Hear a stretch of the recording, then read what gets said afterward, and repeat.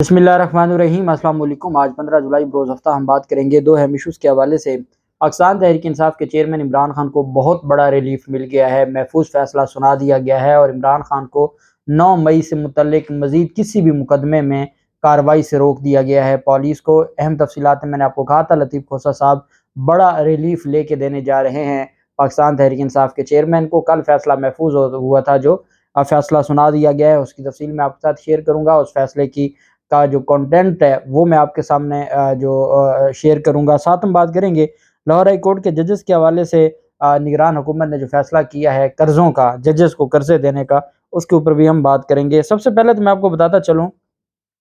Jinnah house हमला case में 8 मुलजमान की दरख्वास्त जमानतें खारिज कर दी गई हैं। इंसदाद दहशतगर्दी अदालत की जानिब से एजाज भुट्टर साहब की अदालत है, इंसदाद दहशतगर्दी अदालत के जज हैं। वहाँ पर तैयबा राजा और रुबीना खान समेत 8 मुलजमान की दरख्वास्तें खारिज कर दी हैं इंसदाद दहशतगर्दी अदालत ने मकबूल अहमद और रुहेज़ जमील समेत 6 मुलजमान की दरख्वास्तों पर मजीद दलाइल तलब कर ली है। टोटल 14 जमानतों की दरख्वास्तें थी, उनमें से जो 8 जमानतों की दरख्वास्तें खारिज कर दी, 6 जो जमानत की दरख्वास्तें थी उन पर मजीद दलाइल तलब कर ली है। अदालत ने शहराम मुबारक, कासिम लियाकत, खिजर हयात, हसन रजा, शाहिद महमूद और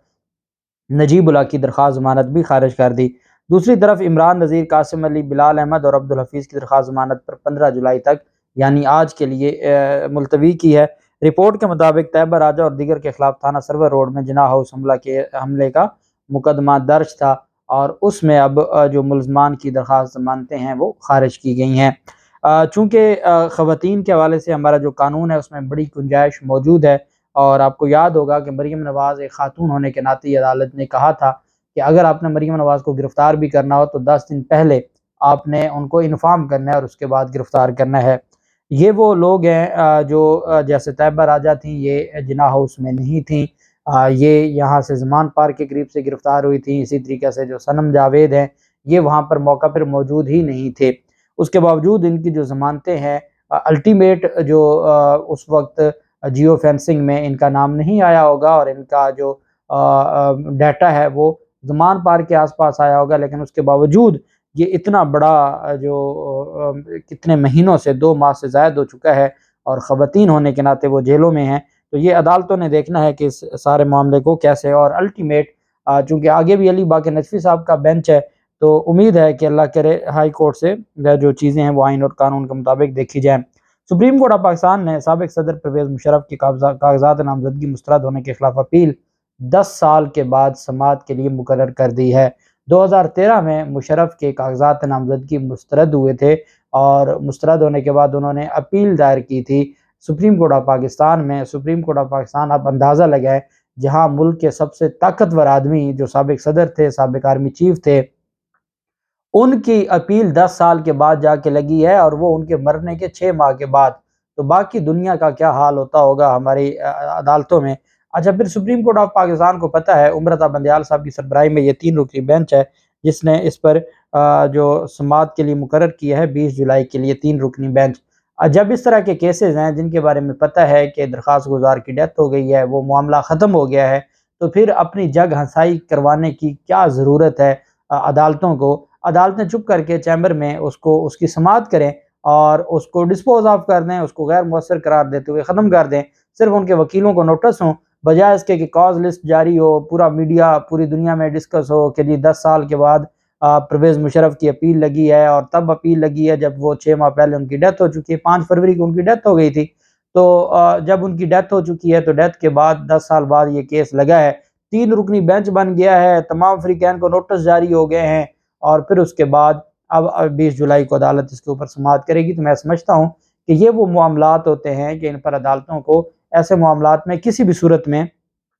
दखल अंदाजी की ज़रूरत नहीं होती, या ऐसे मामलात को चुपके से निपटा दिया जाता है ताकि अदालतों का जो भरम है वो कायम रहे। लेकिन चूँकि उनको पता है कि नहीं रखना और उनको इस चीज़ से लेना देना है नहीं और अब भरम तो बचा कोई नहीं, तो इस वजह से अब ये केस समाअत के लिए मुकर्रर किया गया है। 10 साल के बाद ये जो अपील है ये समाअत के लिए मुकर्रर। ऐसी जो चीज़ें हैं, अब देखते हैं कि 20 जुलाई को सुप्रीम कोर्ट ऑफ पाकिस्तान इस पर क्या करती है। बहरहाल इमरान खान ने 9 मई के वाक़यात से मुतल्लिक मुख्तलिफ केसेस में कल शामिल तफ्तीश हुए थे, जो उसकी तफसील सामने आई है और इमरान खान की जानिब से कहा गया है कि ہمارا جو احتجاج کا منصوبہ تھا کہ اگر عمران خان کی گرفتاری ہوتی ہے اور اس کے بعد احتجاج، تو وہ پرامن احتجاج کا منصوبہ تھا، اور اگر ہم نے کنٹونمنٹ بورڈ کی طرف بھی احتجاج کرنا تھا تو وہ پرامن احتجاج تھا۔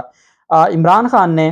فوجی تنصیبات پر حملوں کے لیے پی ڈی ایم حکومت کو مورد الزام ٹھہراتے ہوئے کہا کہ پی ڈی ایم حکومت نے 9 مئی کو صرف پی ٹی آئی کو بدنام کرنے اور ان کے پی ٹی آئی رہنماؤں اور کارکنان کے خلاف طاقت کا استعمال کرنے کے لیے سارے معاملے کو بگاڑا،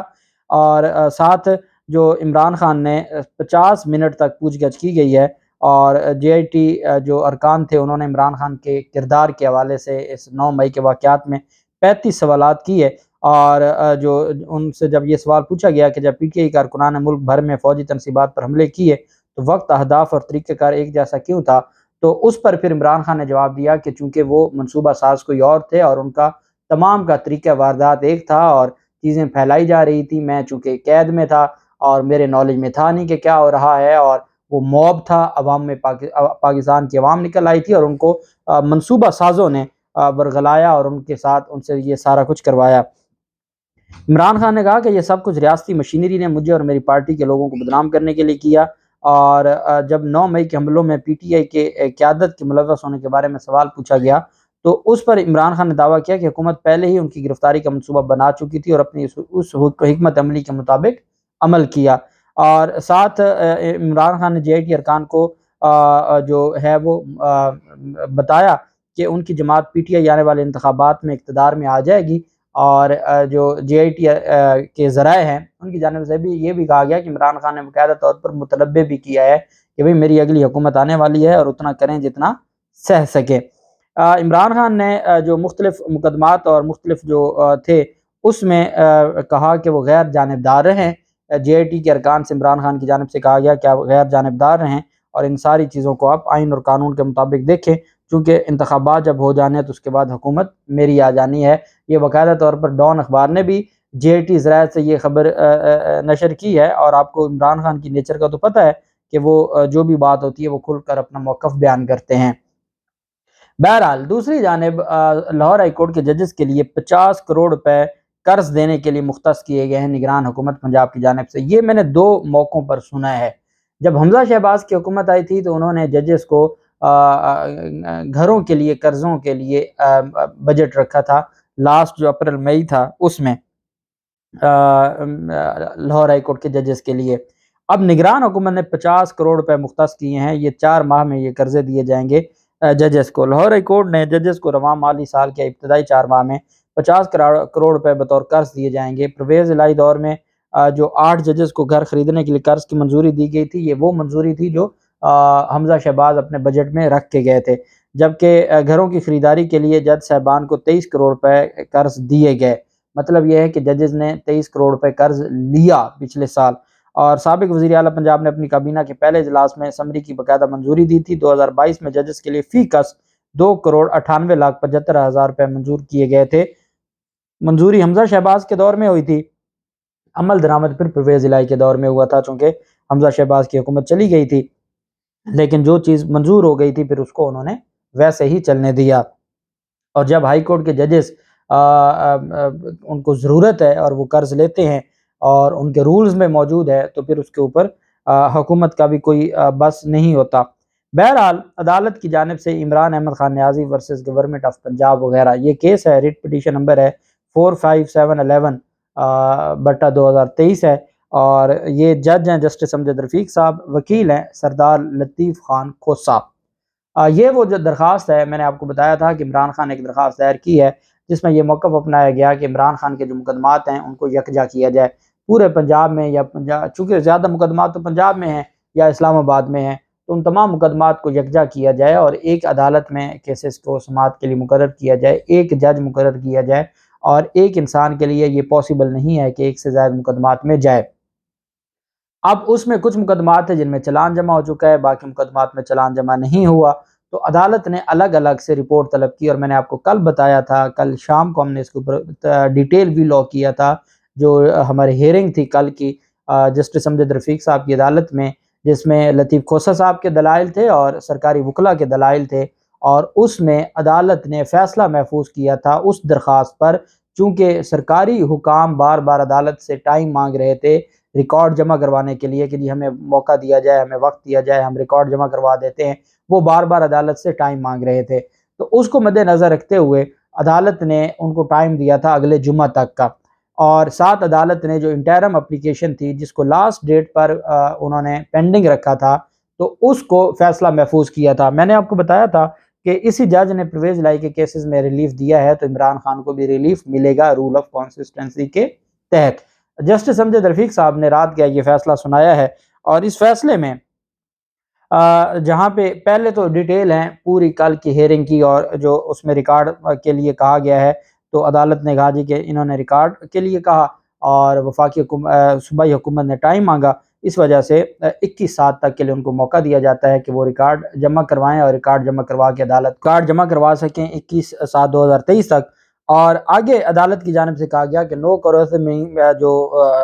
لاہور ہائی کورٹ ہے اس کی جانب سے لطیف کھوسہ صاحب کی درخواست پہ یہ کہا گیا کہ عمران خان کے خلاف کسی بھی طرح کی تعدیبی کارروائی نہیں کرنی against the petitioner in F I Rs wherein he is not nominated. چونکہ ہوا یہ کہ یہ ہر روز 4 مقدمات میں 9 مئی سے جو متعلق مقدمات ہیں عمران خان کو نامزد کیے جا رہے ہیں، نامزد کر کے ساتھ عمران خان کو ضمانت لینی پڑتی ہے۔ تو پاکستان تحریک انصاف کے چیئرمین عمران خان کی درخواست پر لاہور ہائی کورٹ نے یہ حکم جاری کیا ہے کہ اب سے مزید کسی بھی نئے مقدمے میں نامزد کر کے، جس میں اب تک وہ نامزد نہیں ہیں، کسی بھی مقدمے میں مزید کسی مقدمے میں عمران خان کے خلاف کوئی تعدیبی کارروائی نہیں کرنی۔ تعدیبی کارروائی سے مراد یہ ہوتا ہے کہ نہ آپ ان کو گرفتار کر سکتے ہیں، نہ آپ ان کو جو نامزد کر سکتے ہیں، آپ ان کو کسی مقدمے میں نامزد بھی نہیں کر سکتے۔ جو جہاں ہے بس روک دیں، جو جہاں ہے اس کو روک دیا جائے، کوئی تعدیبی کارروائی نہ کی جائے۔ یہ عدالت کی جانب سے